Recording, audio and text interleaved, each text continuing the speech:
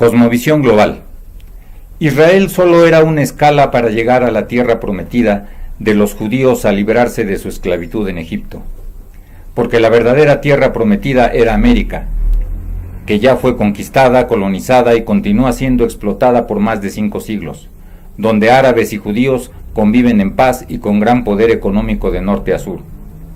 Todo empezó con el calentamiento global que terminó con la glaciación hace 14.000 años. La elevación del nivel del mar modificó el empuje de Arquímedes sobre las placas tectónicas que perdieron peso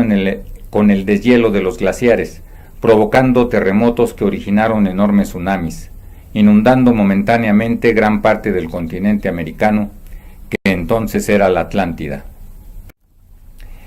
Hubo sobrevivientes que llegaron a Europa recién liberada de los hielos y a África, y se desplazaron hasta el Egipto prehistórico,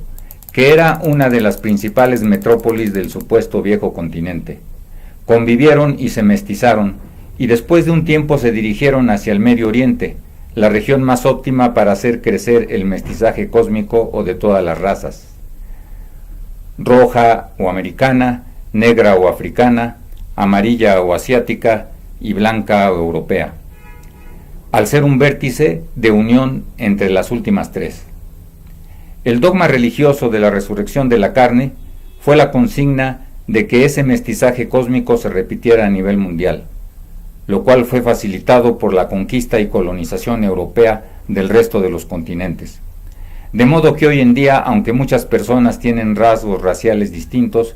contienen los genes de las 4 razas. El traumatismo de los cataclismos climáticos originó las prehistóricas religiones apocalípticas y mesiánicas de sacrificios humanos, que después se continuaron en Europa con el fin de violentar a la naciente cultura occidental y darle el necesario carácter conquistador. Finalmente estas religiones evolucionaron en el cristianismo. Los judíos fueron el primer pueblo árabe o semita en el que sobresalieron los rasgos raciales blancos, completando así el mestizaje cósmico. La raza blanca era la más joven, que se había mantenido aprisionada en la era glacial europea, evolucionando como resultado de la hibridación del inmigrante Homo sapiens africano con los restos del extinto hombre de Neandertal. De manera que la conocida historia universal fue programada por los sobrevivientes de una civilización mundial que se colapsó con los cataclismos climáticos de finales del Pleistoceno, mediante sus religiones apocalípticas y mesiánicas de sacrificios humanos, cuyo principal sentido ha sido el mestizaje de culturas y razas para la conformación de una humanidad cósmica que pueda trascender en el universo interestelar, mediante una tecnología natural del cuerpo humano y su espíritu, con la previa salvación del próximo e inminente apocalipsis ambiental. La conquista de México fue preponderantemente influida por el misticismo. Mientras los españoles encauzaban su fe por la protección de la señal de la cruz, los antiguos mexicanos esperaban la llegada de Quetzalcóatl, quien habría de llegar a reinar en un año Seacatl o un Ocaña de su calendario, el cual coincidió con 1519, en que las naves al mando de Hernán Cortés desembarcaron en las costas de lo que hoy es Veracruz. Resulta hoy totalmente consecuente suponer que una civilización esperaba la llegada de la otra para ser sacrificada por ella, puesto que antes de su llegada acostumbraba a practicar religiones de sacrificios humanos, de manera que efectivamente podemos identificar a la llegada de Quetzalcóatl con el arribo del cristianismo, ya que Cristo tuvo el propósito de ser sacrificado para la salvación del mundo, similarmente a como los antiguos mexicanos tuvieron el propósito de sacrificarse para el surgimiento de una nueva época, el quinto sol, que evitará un mundo de tinieblas y muerte generalizada. Cualquiera puede imaginarse a la figura de un conejo dentro de la luna, determinada por el caprichoso relieve de la superficie lunar, como lo muestra la línea punteada en la siguiente fotografía de la luna. El conejo también puede aparecer de cabeza, boca arriba, etc., dependiendo de la orientación del observador y por lo tanto de la hora de la noche. Similarmente, los antiguos mexicanos identificaban la figura de un conejo en el interior de la luna, de manera que solían pintar un conejo en el interior de su jeroglífico, siempre en diferentes posiciones. Aquí se muestra una gráfica del Códice Borgia. Cabe mencionar que el pueblo mexica se le identificaba como la liebre magueyera, según las crónicas de Francisco de Chimalpain en sus relaciones originales de Chalco-Amaquemecan. En un mapa orográfico de la Cuenca de México, aún puede distinguirse la silueta del espejo del agua del antiguo lago de Anáhuac. En este mapa se utiliza una escala en kilómetros con el bosquejo del conejo con líneas punteadas, mostrando la ubicación de las antiguas ciudades de México Tenochtitlan y México Tlatelolco, así como las calzadas que las comunicaban a tierra. El conejo está parado de manos de sur a norte y mirando hacia el oriente, y la ubicación de las ciudades de México Tenochtitlan y Tlatelolco correspondía aproximadamente a la región del sexo, de lo que por lo tanto representaba una coneja, ya que la palabra México tiene como primer significado en el centro de la luna, que en este contexto podemos interpretar como numen femenino, ya que es el género asignado a la luna principalmente por la aproximación de su ciclo al de la fertilidad femenina, mientras que el término Quetzalcóatl, serpiente emplumada, como una alusión fálica refiriéndose a una entidad masculina. Casualmente, España deriva de Hispania, nombre que los romanos daban a la península ibérica, que proviene del fenicio y significa tierra de conejos. Pudiendo concluir entonces que la inexorable religión de sacrificios humanos de nuestros abuelos autóctonos fundamentalmente fue la espera de la llegada de nuestros abuelos europeos para la eficaz realización de una cópula de culturas y razas con el natural fin del nacimiento de la cultura mestiza de que hoy formamos parte. La figura representa una de tantas esculturas tenochcas en jadeíta que muestran a una coneja dando a luz a un guerrero águila, consignando que la nueva cultura mestiza ha de tener un carácter guerrero, y es evidente que corresponde ahora, como genuina herencia cultural, adoptar el mismo carácter guerrero de Cristo, sin agredir físicamente a nuestros enemigos, sino arriesgándonos a mantener el diálogo, el debate y la acción creativa, que si a él le permitió morir como a un guerrero y así dirigir deificado gran parte de la humanidad histórica, nos corresponde ahora alcanzar la victoria final sincretizando a la guerra con el amor.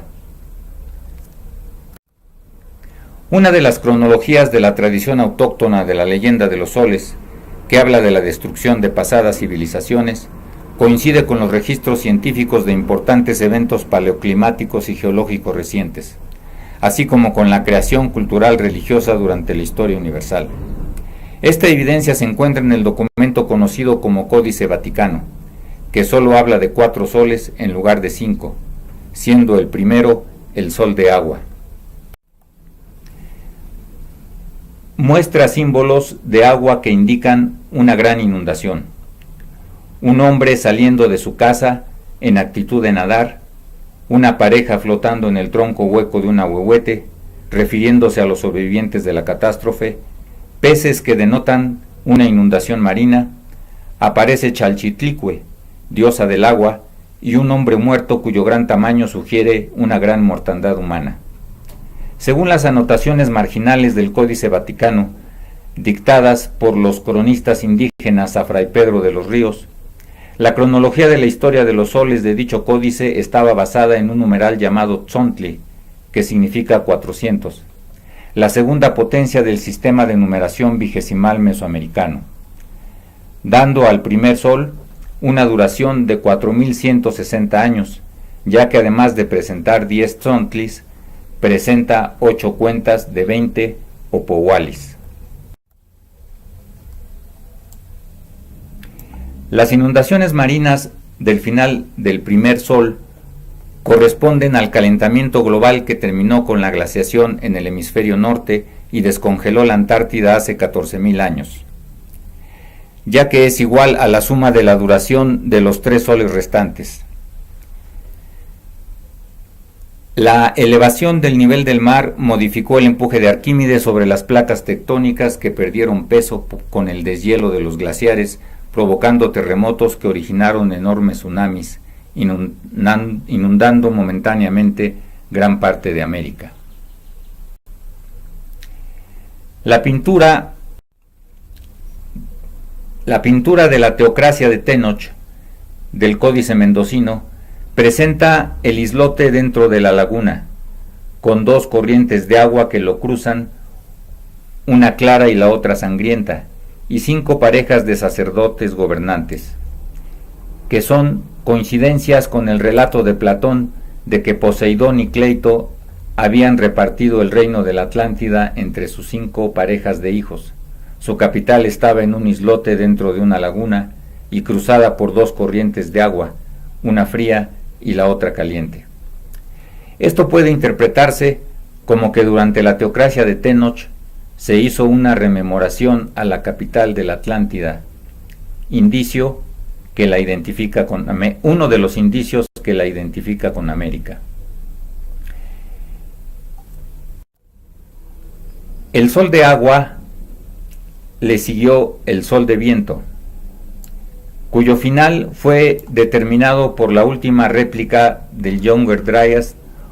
o joven enfriamiento, que duró unos 2000 años en latitudes europeas, como reacción al calentamiento global. El códice muestra líneas de puntos que significan nevadas, rectángulos que simbolizan ventiscas, monos que buscan refugio y podrían referirse a personas extrañas, como pudieron ser los hombres asiáticos que llegaron a México hace aproximadamente 10.000 años, después de haber atravesado Norteamérica desde el estrecho de Bering, ya que mono en náhuatl es Ozomatli, que tiene la misma raíz de Ostot, que significa cueva, en la que se ve refugiada una pareja humana autóctona. Aparece Hecatl Quetzalcóatl, dios del viento, con su cauda de serpiente emplumada. Los numerales indican que este sol duró 4200 años. En esta gráfica se esquematiza mediante la línea curva de muchas crestas el avance y retroceso de los hielos del glaciar en Norteamérica conocido como Wisconsiniano durante los últimos 25.000 años. Se puede observar un cambio de patrón en las crestas de la línea después de hace 14.000 años, al término del sol de agua, con la momentánea inundación del continente, y el último avance de los hielos al final del sol de viento, con la cresta aislada de hace 10.000 años, como la última réplica del Younger Dryas o joven enfriamiento, glaciación de 2000 años, como la que podría ocurrir como reacción al actual calentamiento global. El tercer sol, o sol de fuego, correspondió a una de las últimas actividades eruptivas de la cordillera neovolcánica, durante la primera mitad del actual periodo geológico conocido como Holoceno. En el códice se observa la escena dentro de una olla hirviendo, refiriéndose a las erupciones de lava volcánica que se ve invadiendo a 2 casas, y las subidas y bajadas del material incandescente parecen expresarse por medio de los pájaros. Se ve a una pareja refugiada en una caverna, como siempre en animada discusión. Aparece Xiuhtecutli, dios del fuego, y los numerales indican una duración de 4480 años. En la interpretación del cuarto sol, o sol de tierra, entran en juego los principales conceptos de la cultura religiosa mexicana, ya que aparecen personas portando flores y banderas, como lo hacían los xochimiquis o mártires floridos antes de ser ofrendados en los sacrificios rituales. La diosa Xochiquetzal sostiene 2 ramas floridas simbolizando los frutos de un gran sacrificio de sangre, representado por el fondo rojo, que podemos identificar con el realizado por las religiones apocalípticas y mesiánicas de sacrificios humanos. Y puesto que para la obtención de estos mártires solían realizarse las llamadas guerras floridas, puede extrapolarse al sacrificio realizado durante todas las guerras a lo largo de la historia universal, ya que la actitud festiva de los abanderados parece referirse a la resurrección de todos los mártires, la rama izquierda simboliza a la humanidad prehistórica, que se sacrificó para el surgimiento de la actual humanidad, representándose solo por el hombre, porque en general la mujer se unió a la nueva humanidad para constituir el mestizaje, mientras que la rama derecha simboliza la humanidad histórica, representada por la pareja humana,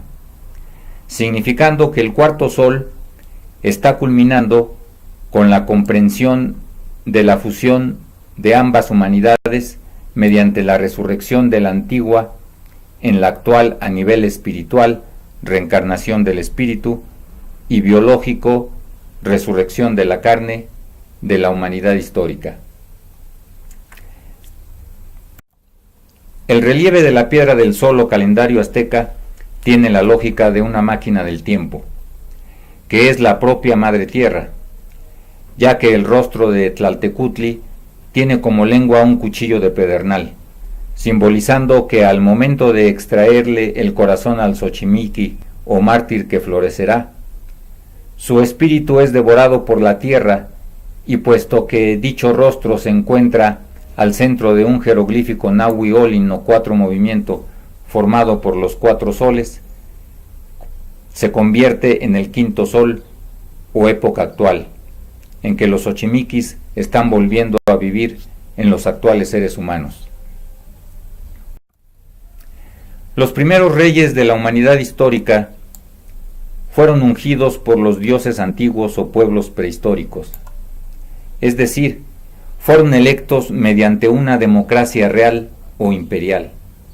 Pero luego fue necesario que los reinos de la región europea fueran abandonados por los sectores de su población de razas antiguas o de color,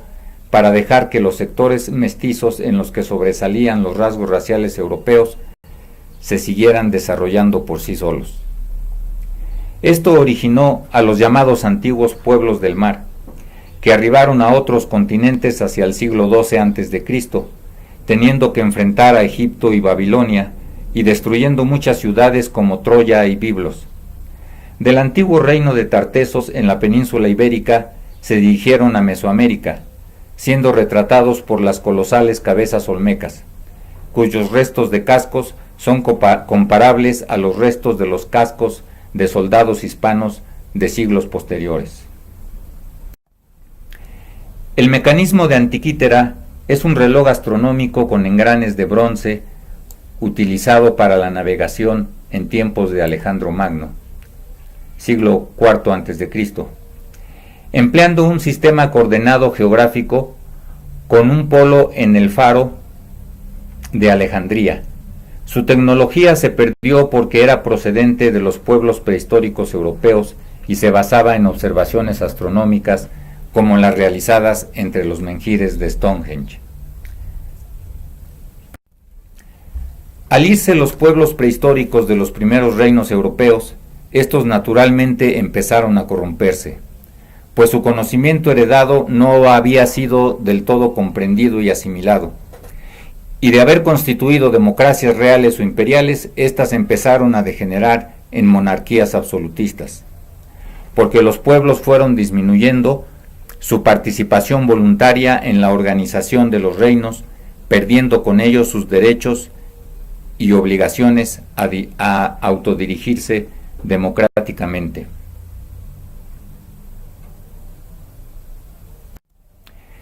Desde el marco de la teoría general de sistemas, podemos esquematizar a la historia universal como el origen y expansión de la civilización occidental hasta su globalización, con sus siguientes entradas o principales antecedentes: los cataclismos climáticos de finales del Pleistoceno, la consecuente destrucción de una civilización mundial, la liberación del hombre europeo de la glaciación y las religiones apocalípticas y mesiánicas de sacrificios humanos, siendo su salida el resultado de la problemática climático-ambiental y social actual, cuya retroalimentación para su solución es la economía comunitaria o natural practicada en la prehistoria. El capitalismo financiero siempre se ha nutrido del capitalismo comunitario, llegándolo a reducir hasta provocar las crisis e impedimentos para solucionar la emergencia climático-ambiental, por lo que es necesario reactivarlo a partir de la abolición de la administración discrecional de los recursos públicos, condicionando el voto a los partidos políticos con mayoría en el Congreso a su previa promulgación de una anexión preventiva a la Ley de Transparencia, que obligue a gobernantes y funcionarios a consensuar con la ciudadanía cada nuevo proyecto y aplicación de recursos antes de ejercerlos. Esto impulsará la comunicación e interacción al interior y entre las diversas comunidades, constituyendo una red de cooperativas de empresas que, además de su participación en la economía financiera, se provean entre sí de sus productos y servicios, de modo que cada semana las que hayan consumido más de lo que hayan proveído pagarán su adeudo con trabajos de rescate ambiental, producción agropecuaria o de los servicios que requieran las comunidades de la cooperativa, construyendo así una nueva economía mixta, financiera y comunitaria que pueda ser autosuficiente.